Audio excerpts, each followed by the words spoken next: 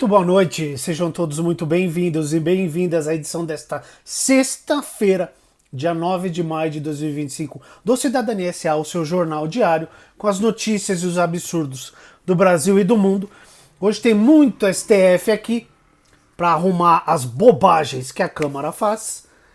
E um negocinho aqui sobre um determinado governador aí. Não é só de São Paulo que a coisa tá feia, não é só em São Paulo que a coisa tá feia. Mas vamos começar pelo STF.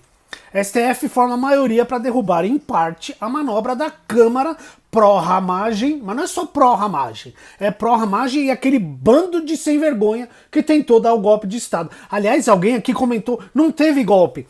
É claro que não teve golpe, gênio. Se tivesse golpe, a gente estaria numa ditadura agora. Teve uma tentativa de golpe. E é isso que é julgado. Porque se o golpe é bem sucedido,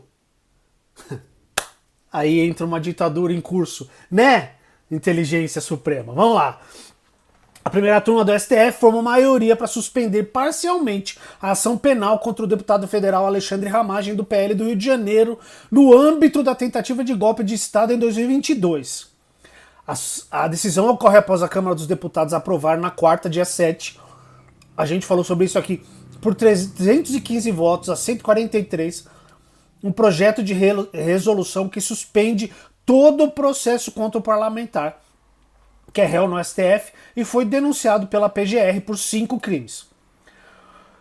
O colegiado do Supremo voltou ao todo para manter um processo criminal contra o deputado por 3 crimes, que são os crimes que ele cometeu antes dele assumir o cargo de deputado.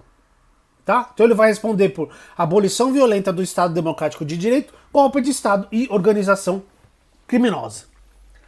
Com isso, ele está liberado de responder a 2 crimes que teriam ocorrido após a sua diplomação como deputado federal: dano qualificado e deterioração de patrimônio tombado, que é o que aconteceu lá no dia 8 de janeiro, tá? Desse modo, a votação no STF confronta em parte a decisão dos parlamentares. E os parlamentares fizeram isso de caso pensado. Fizeram justamente para agora irem lá atacar o STF, atacar o Alexandre de Moraes. Olha lá, um juiz está querendo mandar mais do que a Câmara, está querendo mandar na Câmara. Isso é inconstitucional, meu filho. A Constituição Federal é literal, está escrito lá.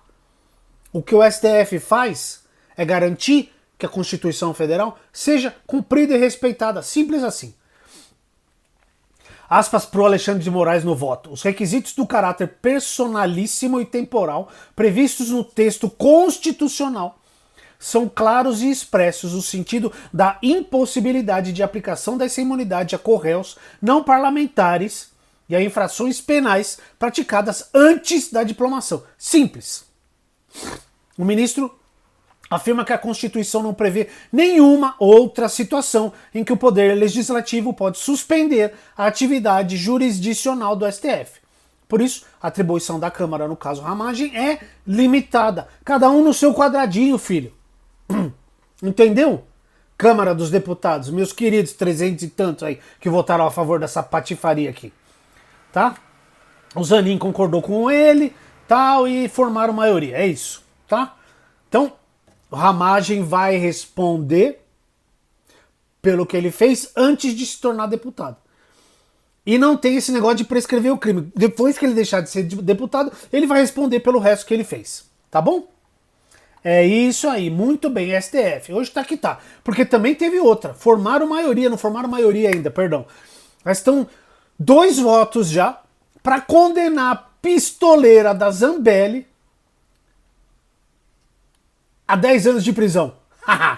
Primeira turma do STF tem 2 votos para condenar Zambelli à prisão e à perda do mandato por invasão a sistemas do CNJ.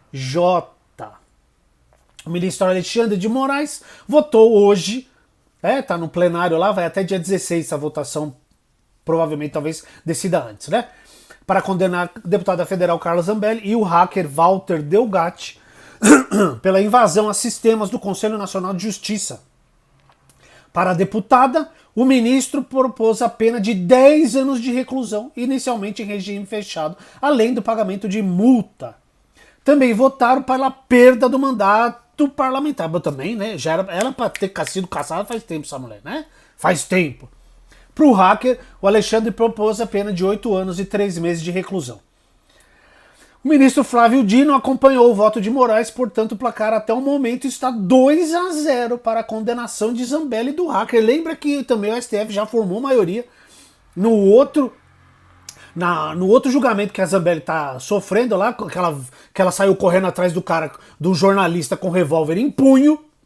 Lá já formou maioria também. Mas um dos ministros pediu vista, então ficou parado lá. Tá parado o processo, mas ela já tá condenada lá. Então, o julgamento ocorre no plenário virtual da primeira turma da corte. Os ministros podem inserir os votos no sistema eletrônico até a próxima sexta-feira, como eu disse. Moraes é o relator. Também votam os ministros Luiz Fux, Carmen Lúcia, Cristiano Zanin, além do Flávio Dino, que votou junto com o Alexandre de Moraes. Também pediu o pagamento de uma indenização de 2 milhões de reais por danos morais e morais coletivos. Ah, que delícia, né?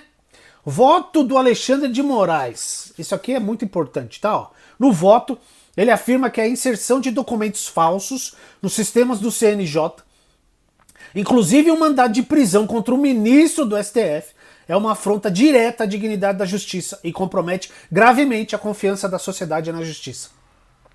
Ele declara também que Carla Zambelli e Walter Delgatti atuaram de forma completamente absurda e vil. Aspas para ele.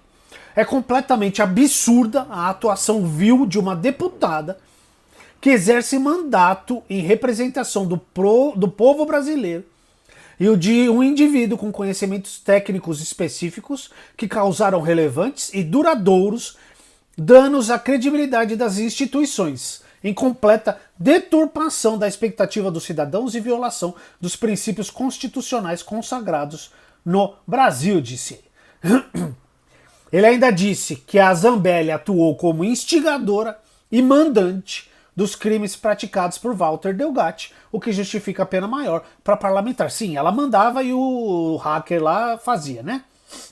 Na denúncia, o PGR afirma que Zambelli e Delgatti articularam ataques coordenados contra o sistema do CNJ, com o objetivo de colocar em dúvida a legitimidade da justiça e incitar atos antidemocráticos, tá? A acusação é de que Zambelli teria orientado o hacker a invadir o sistema do CNJ para produzir um mandado de prisão falso contra o ministro Alexandre de Moraes.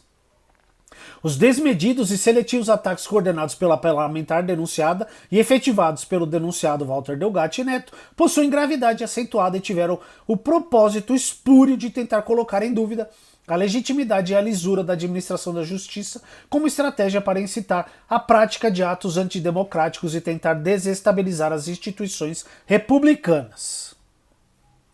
A PGR apontou que a conduta da deputada evidencia um descompromisso com o cargo parlamentar, além da disposição para realizar atividades ilícitas no cargo e pediu a cassação do mandato. Tá? Esse povo lá no governo do inelegível achava que podia fazer o que quisesse. E ela já foi jogada aos leões por eles, não vão defendê-la, tá? Ele já falou, o Bolsonaro falou, que perdeu a eleição de 2022 por causa da Zambelli. Então a Zambelli tá lascada, ela vai ser presa, não tenho dúvida nenhuma que ela vai ser presa, tá bom? E a última de hoje, presta atenção nessa daqui. Ah não, tem mais uma. Perdão, vamos falar do INSS. INSS anuncia a devolução de 292 milhões e 700 mil reais a aposentados a partir do dia 26, tá? Vai devolver mais de 292 milhões para aposentados e pensionistas vítimas dos descontos irregulares de sindicatos e associações. A devolução dos valores será feita entre os dias 26 de maio e 6 de junho. Esse montante que vai ser devolvido corresponde aos valores já descontados na folha de pagamento do mês, que já havia sido rodado antes da determinação de bloqueio de descontos associativos. Sendo assim, os pagamentos foram retidos pelo Instituto e serão devolvidos conforme o calendário divulgado. O dinheiro foi bloqueado pelo INSS e será devolvido aos beneficiários na folha de maio, diz o comunicado do órgão. Tá? E o calendário de devolução começa dia 26 de maio e vai até dia 6 de junho. E aí é só procurar na internet, tem lá o calendário direitinho, tá bom? Então, e prestem atenção, fiquem atentos a golpes, tá bom? Não vai ficar clicando em link suspeito e nada muito estranho. É pelo meu INSS e pelo número 135, só. Tá bom? Só. Não caiam em golpes. Tá aí a resposta do INSS. A última agora. Eu falei essa semana do meu querido governador aqui, o Tarcísio, que vendeu a fazenda lá pro camarada, pro SCAP, a empresa do SCAP, por menos da metade do que vale. Olha isso aqui. Sócio majoritário do BRB, governador do Distrito Federal compra a fazenda ofertada pelo banco por 60% do valor. Olha a carinha dele aqui. O governador do Distrito Federal, quem é? O Ibanez Rocha, do MDB. Ele comprou a fazenda Jacarutu, imóvel de aproximadamente 973 hectares, ofertado pelo Banco de Brasília, o BRB. No cargo de governador, Ibanez é sócio majoritário do BRB, cujo presidente é Paulo Henrique Costa, indicado por quem? Pelo Ibanez.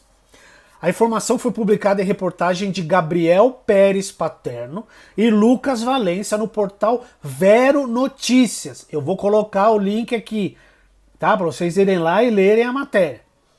A compra foi consumada em leilão judicial por 7,25 milhões de reais. Tá? Um pouco mais de 7 milhões de reais, como mostram documentos obtidos com exclusividade pelo Velo Notícias. A previsão do banco era de recuperar 41,2 milhões de reais na venda da fazenda, que serviu de garantia em uma operação de crédito. É o banco que toma a sua casa, viu? Mas tudo bem. Mas o imóvel não recebeu lances no primeiro leilão. No segundo leilão, em abril, a proposta de Ibanez saiu vencedora, já que não tinha nenhuma outra proposta registrada, só tinha dele.